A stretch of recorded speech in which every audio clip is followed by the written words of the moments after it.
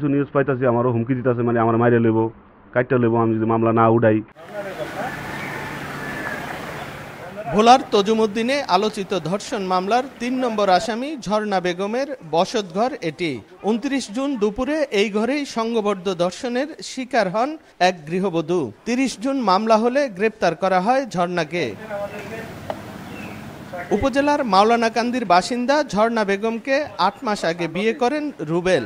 ওই সময় ঋণ করে স্বামীকে ১,৮০,০০০ টাকা দেন বলে দাবি ঝর্ণার স্বজনদের। পরে স্বামীর সঙ্গে দূরত্ব তৈরি হলে চলে টাকা নিয়ে দেন দরবার। ২৮ জুন রাতে কৌশলে ডেকে এনে ১,৮০,০০০ টাকা ও দেনমোহর চান রুবেলের তৃতীয় স্ত্রী ঝর্ণা। স্থানীয়দের দাবি ওই টাকা না পেয়ে রুবেলকে রাতভর মারধর করে ভাড়াটিয়া সন্ত্রাসীরা। খবর পেয়ে পরদিন স্বামীকে ছাড়িয়ে নিতে ঝর্ণার বাড়িতে গেলে সেখানে সংঘবদ্ধ ধর্ষণের শিকার হন রুবেলের প্রথম স্ত্রী। ঘরের মহিলা সিকুর বা কদ্দা এগিন কি চলে ঘর দুয়ার দ্বার আটকায় আমি বলাইছি সালিশ বলাইছি তোরা ফাইলে বিচার করি দিবি না ফাইলে নাই। এ মহিলারে করছে কালকে আমার মাইয়া চাইয়া আছে ওইটার মাইয়া চাইয়া আছে বিচার তো চাইছে আমরা।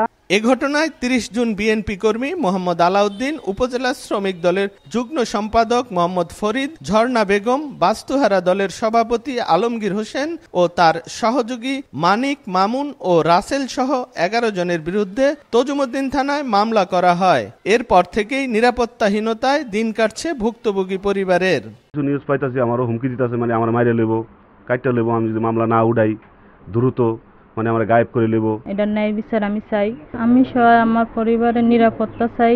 ধর্ষণের ঘটনায় জড়িতরা কোনোভাবেই ছাড় পাবে না বলে জানিয়েছে পুলিশ। এরই মধ্যে বুধবার রাতে নোয়াখালীর হাতিয়া ও ভোলার বুরহানুদ্দিনে অভিযান চালিয়ে প্রধান আসামি আলাউদ্দিন সহ ২ জনকে গ্রেপ্তার করা হয়েছে। এ নিয়ে মামলার এজাহারভুক্ত ৭ আসামির মধ্যে ৪ জনকে গ্রেপ্তার করেছে পুলিশ।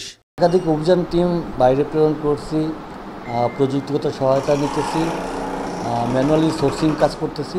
এ ঘটনায় ২ ছাত্রদল নেতা সজীব ও রাসেল, শ্রমিক দলের যুগ্ম সম্পাদক মোহাম্মদ ফরিদ এবং বাস্তুহারা দল সভাপতি আলমগীর হোসেনকে সংগঠন থেকে বহিষ্কার করা হয়েছে।